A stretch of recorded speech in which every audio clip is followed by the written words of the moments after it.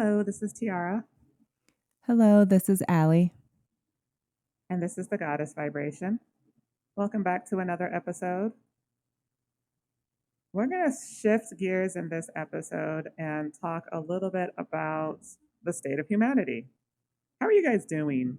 We know things have been really rough post COVID, but I'm a little concerned about you guys, not going to lie. Especially because, based on some of the things that Allie and I are seeing on social media, I think a lot of people are disillusioned, and I can't.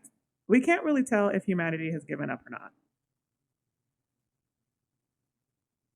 And what we mean by giving up, it's just people aren't happy. And I'm Yeah, not saying that there's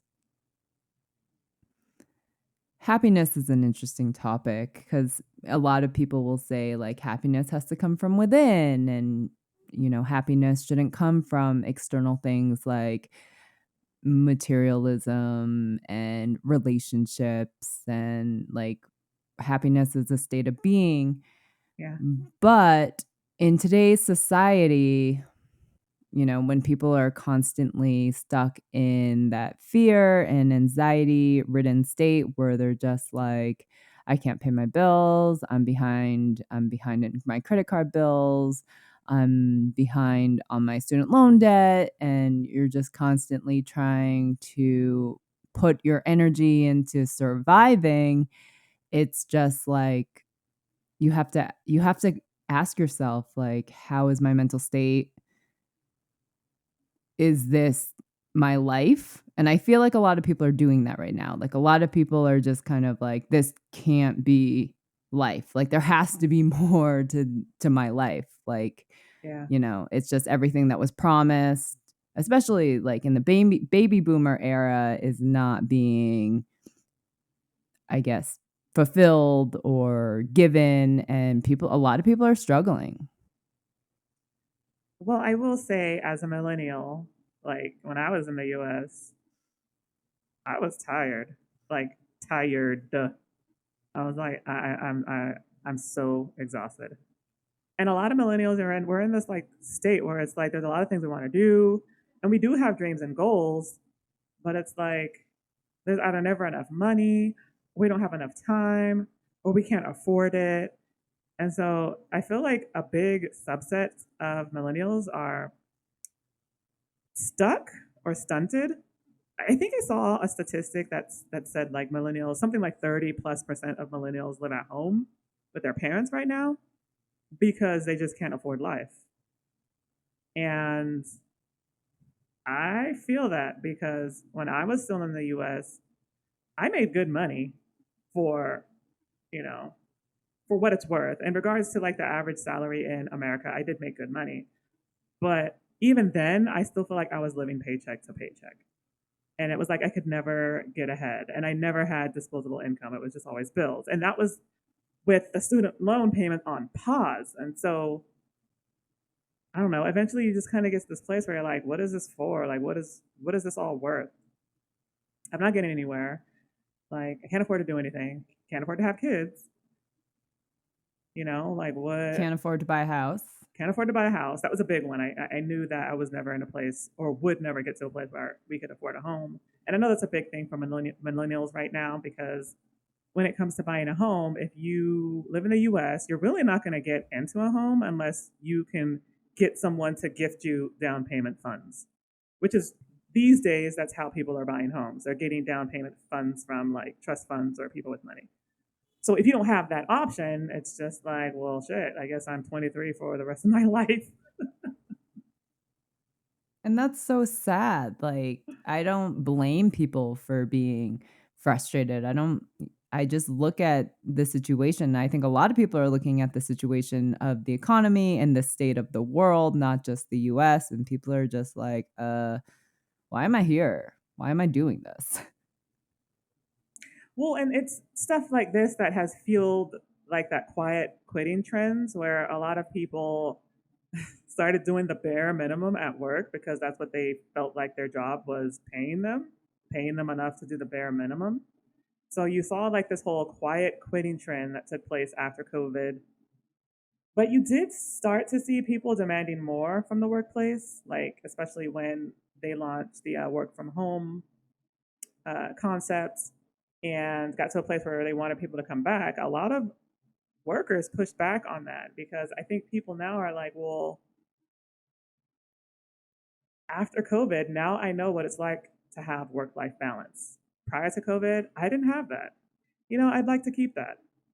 So that's why you're seeing like some of this pushback when it comes to forcing people back to the workplace because no one wants to do that hustle culture. The whole hustle culture concept is getting old.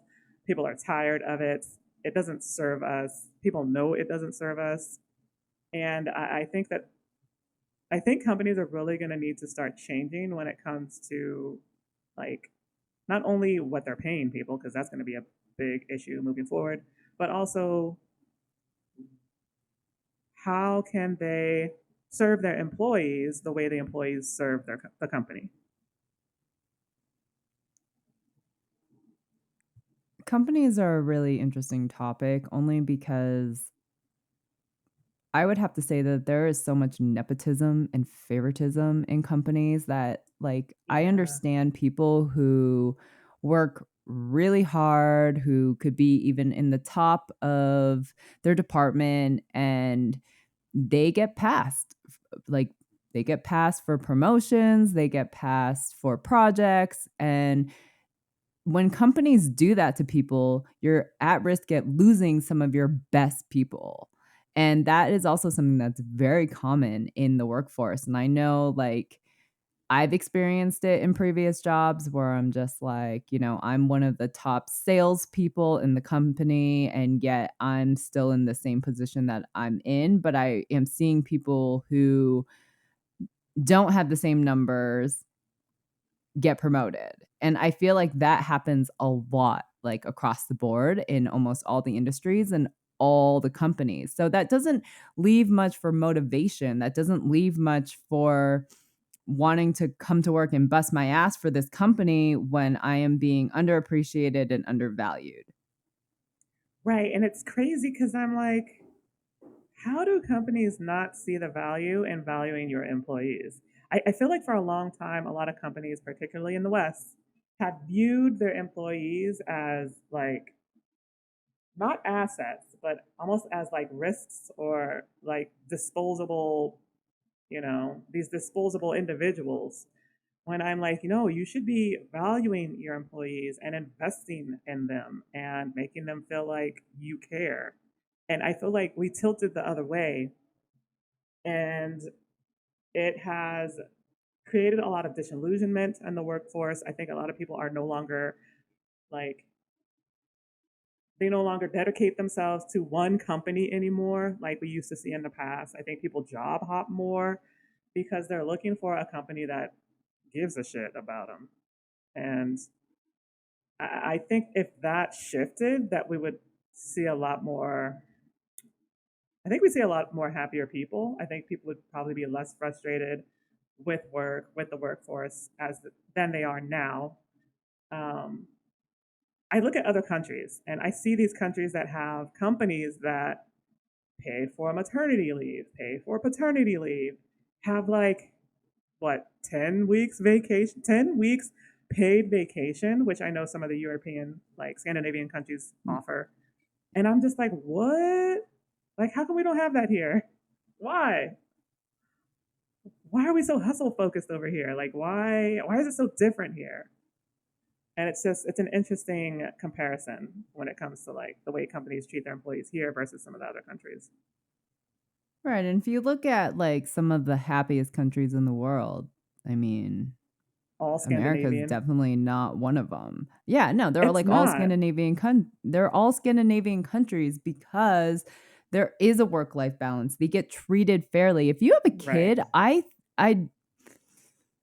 don't quote me on this, but I believe if they have a kid, I think they get, like, 6 months off, or, like, I 6 think months to a it's year off. yeah, yeah. It's like close to a year or maybe more. Yeah, that's insane, and in America, they give you 12 weeks, which is 3 months or something like that. Oh, when my mom had me, she said that she got 6 weeks and that's it. And I was like, oh my God. Yeah, that's insane. That's so Right. crazy. It is.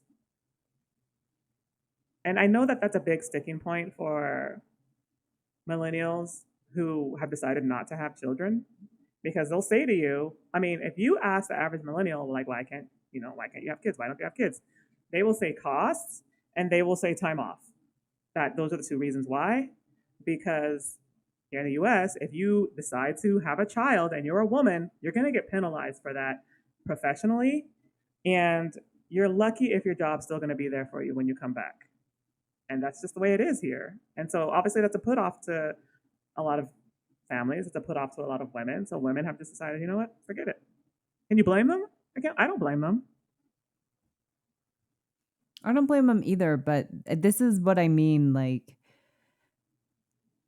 I just have feel like there's this trend of people just wanting to give up or needing to give up, and I think that there's a lot of factors that go into why people feel the way that they feel.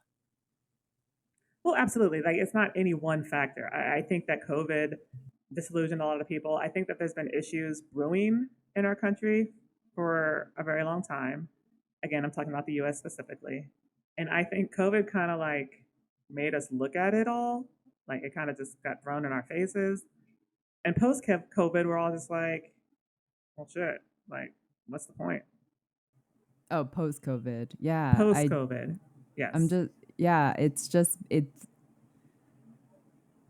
an interesting time as always because you just don't I just don't know how to solve it. Like, I don't think anyone knows how to solve it. I do think that we need to come together in more than just communities. I think that we need to come together as a society and stand up for our rights. I think people I I believe COVID took away so many of our rights, and I think that was part of the experiment. And I just think that we've kind of have all been left to, well, if we don't do what they say, then they're going to take away what little we have left. And I mean, it's all manipulation, it's all fear. I'm not saying that it's not true, but it's not a way to live. And I don't think that society should be put in that position or backed into that corner. And that's just kind of what I feel like that's where we are right now is that people feel like they have been pushed back into a corner and they don't know which way to turn. And it's just like, what do I do? Is there anything we can do? And it's a it's a lot of big questions that really don't have answers. I do think that something that has contributed to people feeling like they're backed into a corner is this whole cancel culture.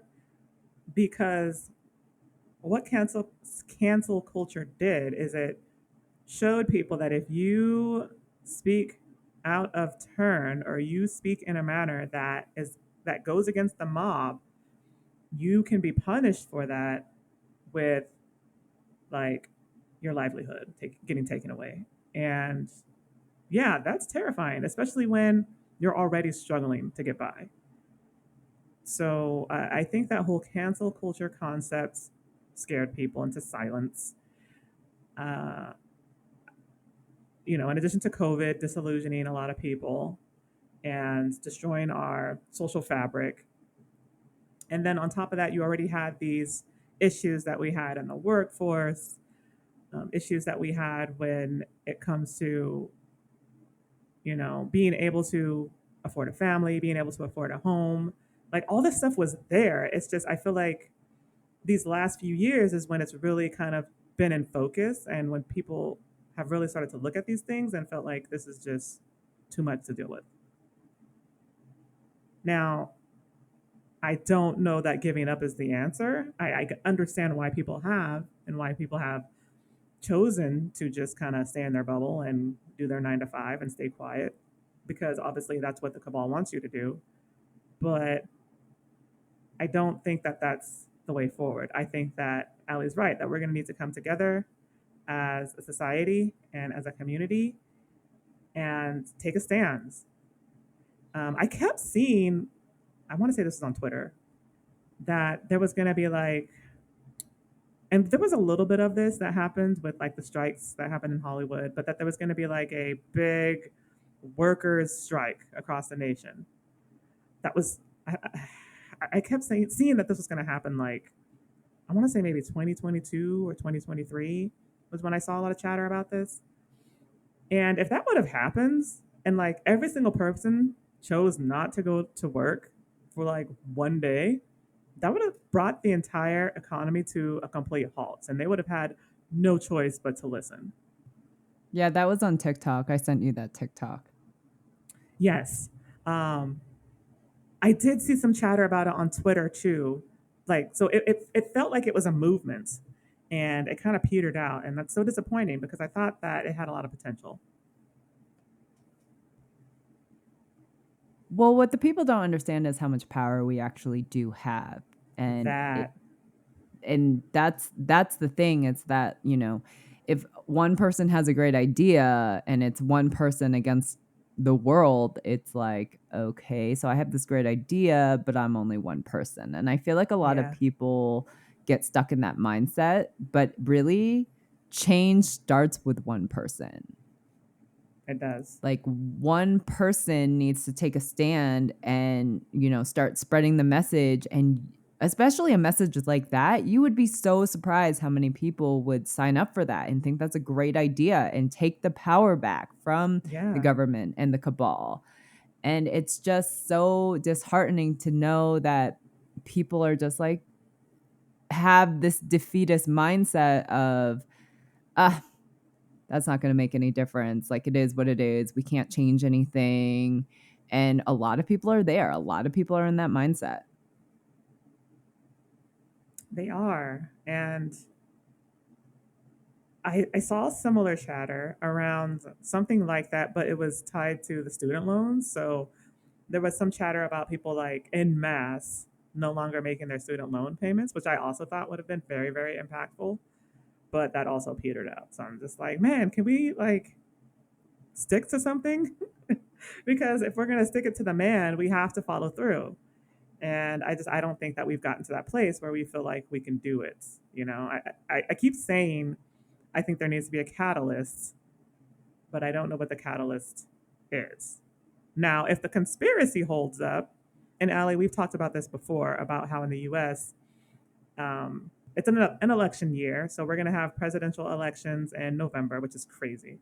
I feel like we just had an election. But anyway, the conspiracy is that they're going to come out with like some type of pandemic or crisis that's going to cancel the election, right?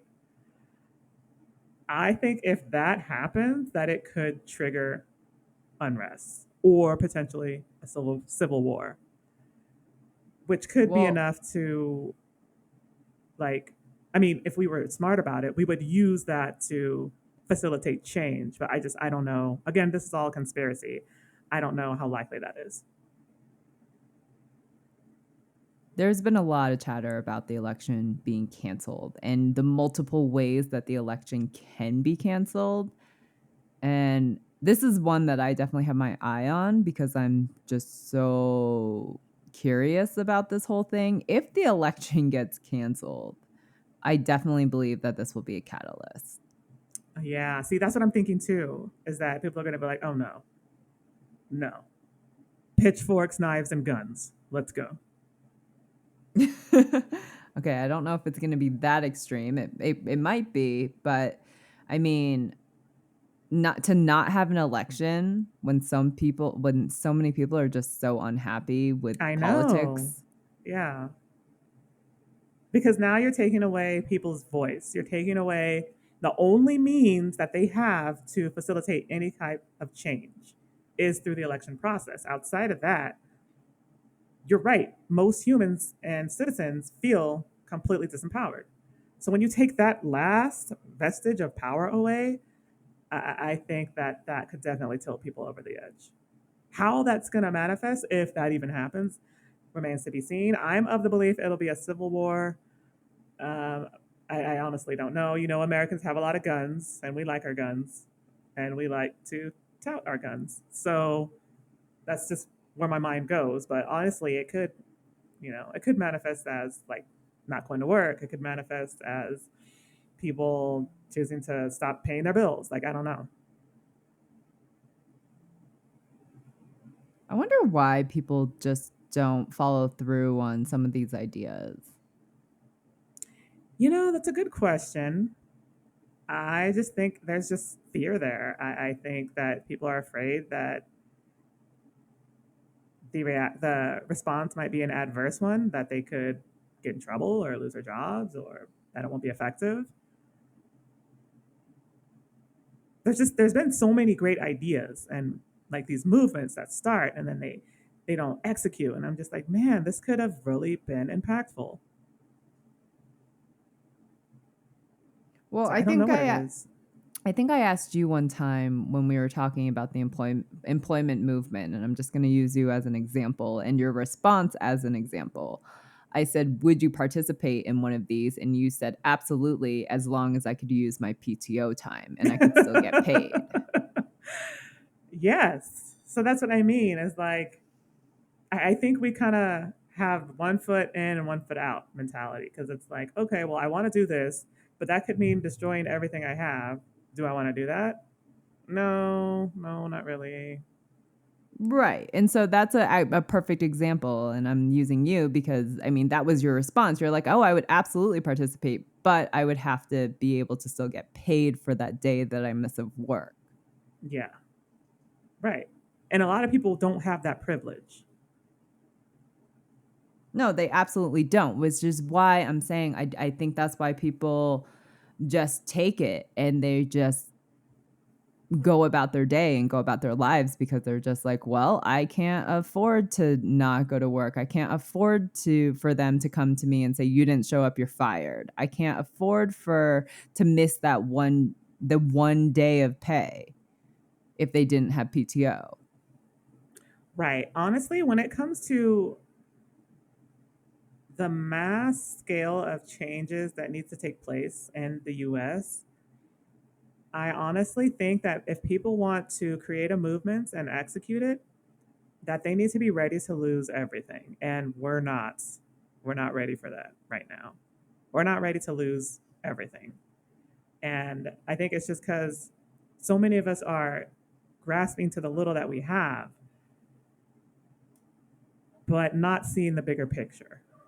I think we're too focused on the micro, and not focused enough on the macro. Now, I use Well, big yeah, I words. mean, think about it. It's like I think people care less about their credit card bills. I think that's kind of where it's starting, but I mean, if you don't pay your water bill, your water gets turned off. If you don't pay your Right, electric bill, your electric gets turned off. If you don't pay your rent, then you're at risk of being evicted. right. Who's going to risk giving all of that up and putting themselves in a worse position than they already are in or struggling to keep? Well, I do definitely see a lot of chatter about people who are done paying credit card bills, done paying debts, don't want to pay their student loans, don't want to pay their car note. So that's not an issue. I think people would be ready to just like, you know, not pay any of that stuff. But you're right, like the essentials that you need to survive, that's a different story. And I think that we see so much, well, especially in bigger populated areas in the US, we see a lot of homelessness and we see a lot of destitution. And I think a lot of us go, dang, I'm so glad it's not me. Exactly. Yeah.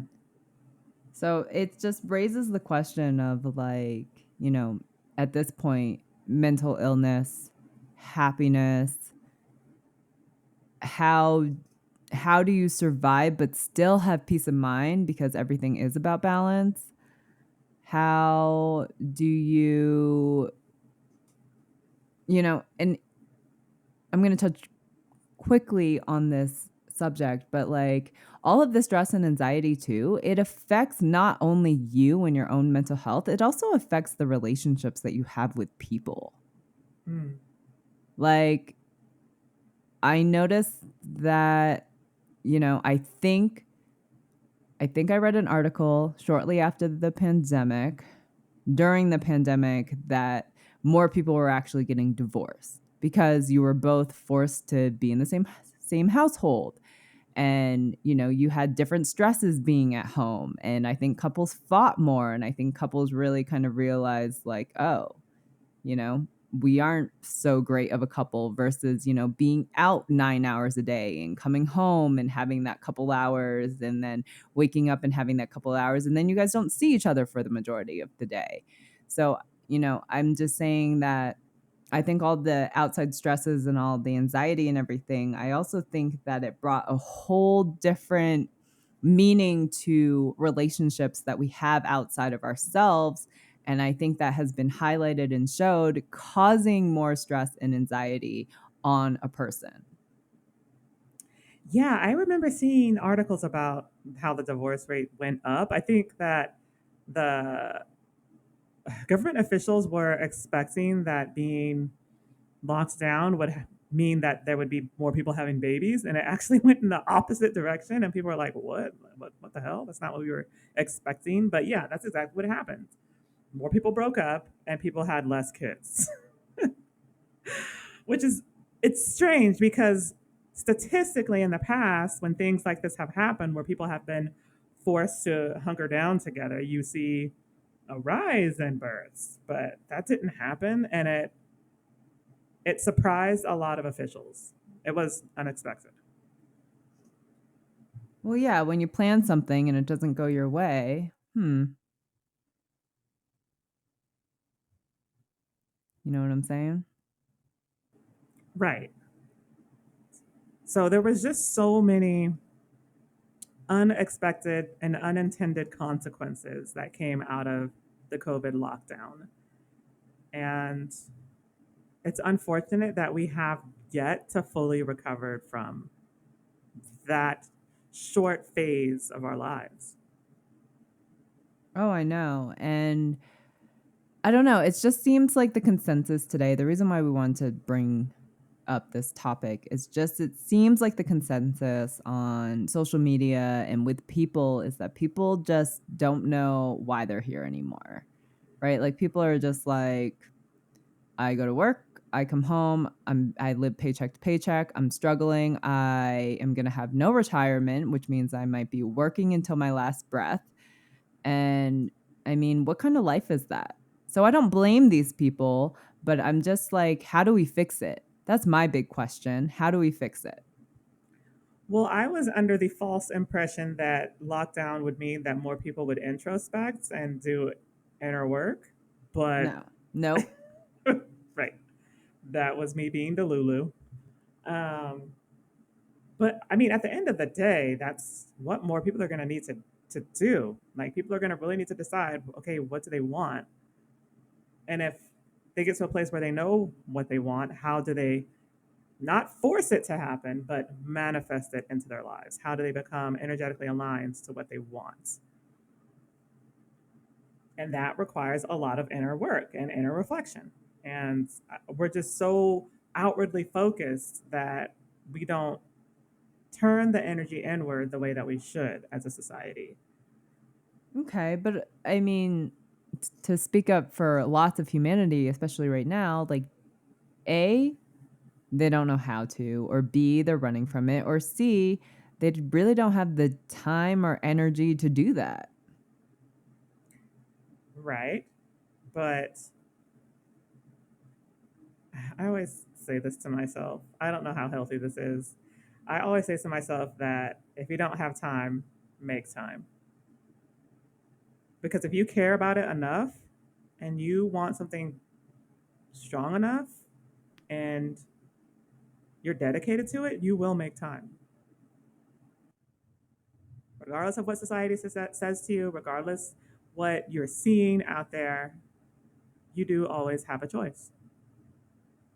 I do agree with Tiara there that you do always have a choice, but if you make those choices, you have to have the self awareness, the self confidence, and know your self worth and have the mental fortitude to be able to be able to walk away from your current situation Yeah. knowing everything could fall apart, everything could crumble beneath you, and you need to have all those characteristics I just listed to be able to build yourself back up again. And although it's so commendable and admirable, it's not easy. And No. some people don't wanna go down that road, and some people just don't have the self-confidence to think that they can come out of this, leaving Right. them in a very frozen, stuck, like, feeling like they're in quicksand scenarios. Right. And, we were talking about mental fortitude. I do know that post COVID, that mental health has become a big, big issue in the West, like almost to the point of a crisis. And it's unfortunate that we don't have enough mental health resources in our country readily available to the people who need it. It's sad, it's devastating, but there are things that you can do, even if it means just joining a group or joining a support. Um, they have support groups for mental health or a community of some sort. Like oftentimes, sometimes you just need to talk to someone. You don't necessarily have to hire a psychologist or a psychotherapist if that's not something that you can do. There are other things that you can do to boost your mental health or support your mental health. And one of the best ways is to get involved in a community. Because as we've talked about in other episodes, that sense of community is so vital to mental health and your states of mind. Because humans were meant to exist in a community. We were traditionally a very agrarian, tribal species. And so we do need to get back to that as a society because I think that that would be so helpful for so many people. I agree. I just my heart goes out to society because it is hard out there. We're not claiming it's not hard out there. We also aren't claiming that this journey is easy. We've said it in previous episodes before. It's not easy. And we are in very crucial times right now where it's kind of like we're at a crossroads where it's just like, are we going to accept this is the way things are? Or are we going to rise up and come together as a society and take back our rights and take back our power? You know, I'm mixed on this because I think we need to do that, but I also think that we need to prioritize our mental health and our wellness in this country too. And this country makes it so hard to do that because it's almost like virtually everything is either toxic or poisonous or unhealthy for you in some way. So it's hard, but there are things that you can do. Um, but if your mental health is like just not in the best states or you're struggling, do get some type of support. Like reach out to someone. You can find therapists that will talk to you through apps. There are many apps online now that you can download to talk to a therapist for a short amount of time. You can explore other things. I'm exploring microdosing since we know now, especially once with some of the science that has come out, that psychedelics can really help mental health issues. That's an avenue to explore. You can find a book that's about spirituality and the steps that you can take to do some of that inner reflection. Like there are so many resources and tools out there to help you become better and to evolve and expand. It's just you have to go and search for them. And when I started my journey, I just started with books. I didn't have a lot of time. At the time, I think I was working full time. I was training to be a bodybuilder, but I knew that I needed to shift. So I found some books, and that was easy and it was affordable. And it gave me a lot of clarity and it helped me start those next steps towards, expansion. So there are little steps that you can take to, become better and to improve your wellness. You just have to find something that works for you. It doesn't need to be something big and grand. You don't need to change or uplift your entire life. Just take baby steps. Well, another thing that we have to address, because I have definitely been in that position when I was like younger, teens, early 20s. And I know you've been in that position too. And we know others in this position where you were just like, well, we both know people who want help, like ourselves included, but we just couldn't afford the proper help that we Right. needed. Yeah. And if people are living Yes. paycheck to paycheck, and if people are stressed out even trying to figure out how to get food on the table, like essentials, like keeping a roof over your head or getting food on the table, keeping your electricity on and your water running, it's really hard to be able to prioritize mental health. And this might all be by design, but whether it's by design or not, it is the reality. And I do agree with Tiara about making the time. Right? Like the only thing that we humans actually have real control over is time. And that's something that I have learned through Dhamma, Buddhism. They have really interesting philosophies around time, and they have really interesting philosophies just about life in general. And just being the spiritual people that we are, and knowing like Earth is a school and this is a false matrix, and knowing having insight on the cabal's agenda, and just knowing like the state of the world and where we're headed. And it's hard to break free of all of that. It Yeah. was not an easy journey for TR and I, but when you look at the little things that you can control, like money, like where does your money go and stuff like that. And if you really are living to paycheck, and if you have children, especially because you're going to prioritize them, it's really hard to make ends meet. And Yeah. Tiara and I have been there. Absolutely. I know what that's like. And even when I had, started diving into some of the readings, I was living paycheck to paycheck. And I was like, I can't afford, someone to do hypnosis for me. I can't afford psychotherapy or a psychologist. So what can I afford?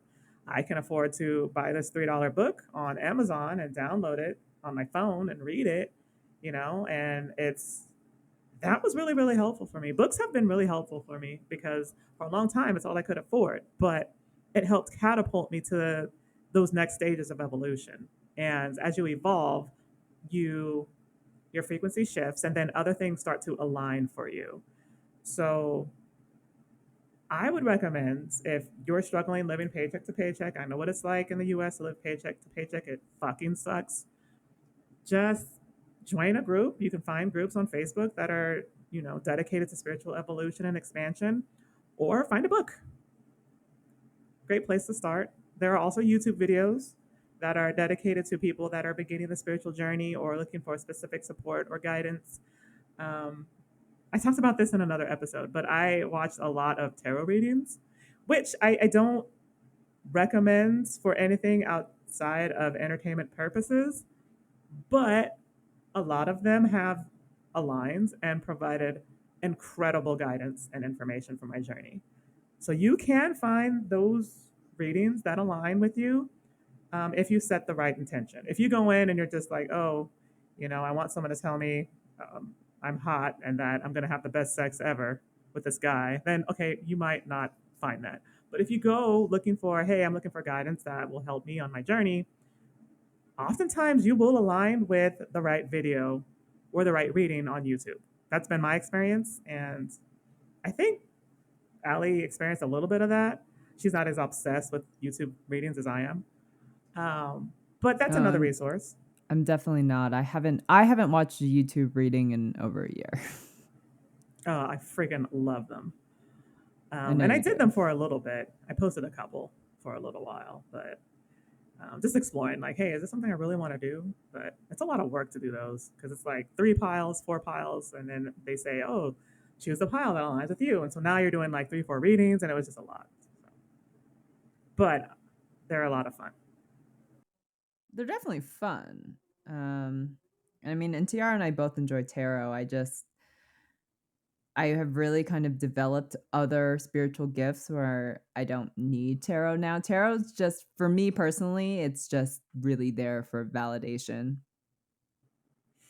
Yes. But if you're new to the spiritual journey and you're looking for a message from your spirit guides, motivation, what's in store for you over the next month or so, if you align to the right reading, it will resonate. At least that's been my experience. So, again, another potential resource or tool for those of you that are looking for affordable resources to help catapult your evolution to the next level. Outside of that, I have also like found people on social media that are willing to do tit for tat like exchanges. So I think I do Reiki. So I was able to like give Reiki to someone, and then she did an EFT session for me. So if you offer some type of divination or you have some type of spiritual gifts, you could do a this for that exchange with someone and also get support that way. So just a couple ideas. And if you do have money, because we're all talking about all these resources if you don't have money, and they're excellent places to start. And there are so many free resources out there. But if you do have money and if you are still interested in the spiritual journey, there are other avenues you can take, like hypnotherapy, because that's just deeper therapy than psychotherapy. There is EFT, like what Tiara just mentioned. It's emotional freedom tapping. That's what it stands for. And you tap like different points in your body and you speak these words. And I've done EFT. I absolutely love it. There is also things that you can do like kinesiology and acupuncture, and there's past life regression if you're interested in that. So if you do have money, there's life coaches, spiritual coaches. There are other avenues that you can go towards if you like want a little bit of expertise into your spiritual journey. I highly recommend any of those that I just listed. Also, I'm not anti clinical approach when it comes to healing. So, I mean, I have my feelings and sentiments, but that's another topic. So, if you feel like you want more traditional mental health support and you can afford a psychotherapist or a psychologist or a psychiatrist, definitely do that as well. Just make sure that you're picking someone who aligns with your needs and is willing to help you heal and get better and not just take your money. Because I know that that happens to a lot of people, that they find someone they're comfortable with, they stay in that comfort bubble, they're not pushed beyond it. The therapist just takes your money. Find someone who's willing to help you get to the next level, the next stage, the next phase of your life. Also, I want to talk about something just really quickly and briefly called quantum change process, which is something I stumbled upon a couple years ago. And it's a form of coaching that involves digging into the roots of your wound so that you can clear it and expand and evolve quickly. And I think it's really, really cool. It's something I had been curious about learning. Um, if you can find someone who does that, that's also an excellent, excellent healing choice. That's interesting. I have not heard of that one. Yeah, it's more niche. You don't see a lot of people practicing it, but I stumbled upon it on a Facebook group and I was just kind of dabbling in it. And I was like, this is really, really amazing. And some of the testimonials I've seen have been people that have been able to heal health issues just by doing quantum change process. And I'm just like, holy moly. It is not cheap. I will say you, if you are of means, that might be something you can explore, but it's quite pricey. So just FYI. Hmm. That is really, really interesting. Um, just how all these methods that we just listed can really help a journey, but also like help the body. Because like Right, the journey is not just your mind, right? It's your state of being. It's mind, body, and soul. right. So it is really important to know that. And the reason why I personally don't like psychotherapy, not that I'm against traditional methods, it's just the thing about psychotherapy is that it really kind of focuses on just the mind portion. Mm, right. That's why I like to do the deeper healings like the hypnotherapy, which is like the more subconscious healing, like the deeper healing. So Right. that's why I've done the psychotherapy and I've done the hypnotherapy, and it's just you have to find what works for you. You have to find what resonates. If you have the means, you just it might be, "Hey, great, I tried this, it works for me, amazing." But most of the time, healing is gonna be trying out many different methods until you find what works for you. Exactly. Or you might end up using a combination of methods to get the best results.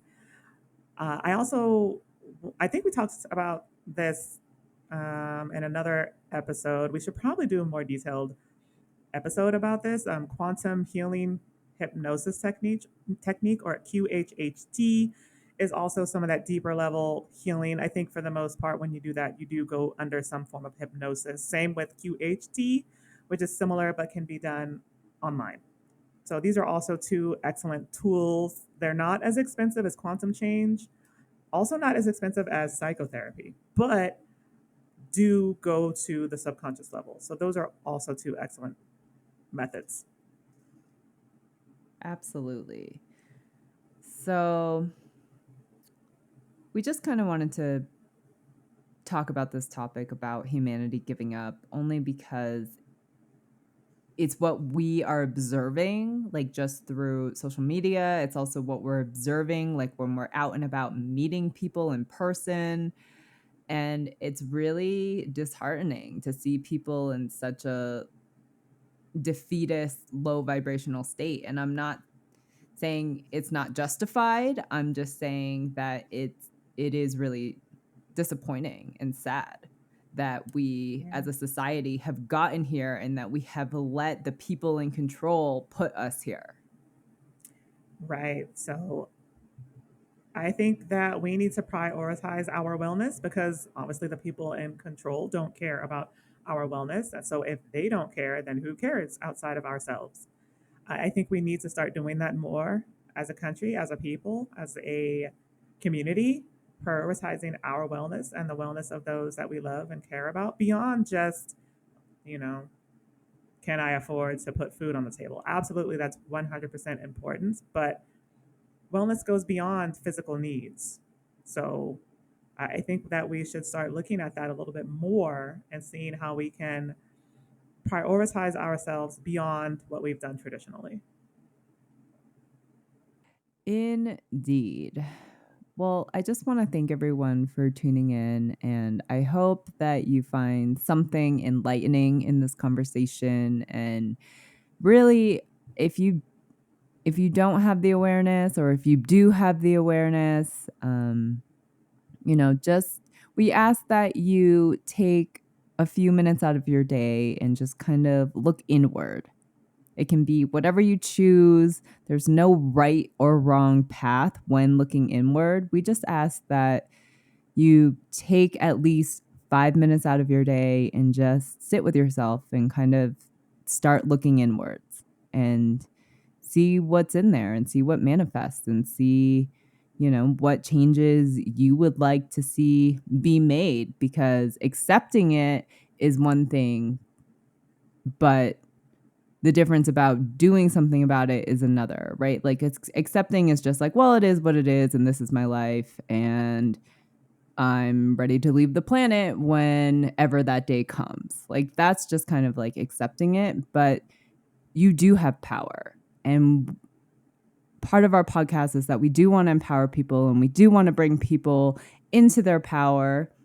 And one of the ways you're going to do that is if you can sit with yourself and just look inwards. So that's what I ask our audience to do. I know that doing that work can be tough. I know it's not the most exciting thing to do, but you will often find some very fascinating things about yourself when you do that inward exploration. I know I have found like incredibly fascinating stuff that I didn't even know was there, and I'm just like, oh my god, what? That's incredible. What? So it can be interesting too. It doesn't have to just be doom and gloom all the time to have to do any inward reflection. Sometimes the things you find are enlightening and interesting and inspiring. So I think that we need to shift our perspectives when it comes to doing that work, because I feel like traditionally it's always been like, no, I don't want to do that. I don't want to look at that. But it's not all bad and negative to do that kind of work. It absolutely isn't. And this is why we're going to encourage people to just take 5 minutes and just start sitting with yourself and just start looking inwards and asking yourself, what do I want out of life? Like Right. if you're looking at yourself and you're just like, this is it, this can't be it, there has to be more to life than this, then you need to start that journey inwards and start figuring out what you want your life to look like, what direction you want your life to head in. And it's not going to be easy. You might hit some road bumps. Tiara and I certainly have, but there's also a lot of magic when you go inwards, and tapping into that magic is what makes the journey worth it. Absolutely. That's a great way to end. So thank you everyone for tuning in, and we will see you next week. All right. Thanks, you guys. Bye. Bye bye.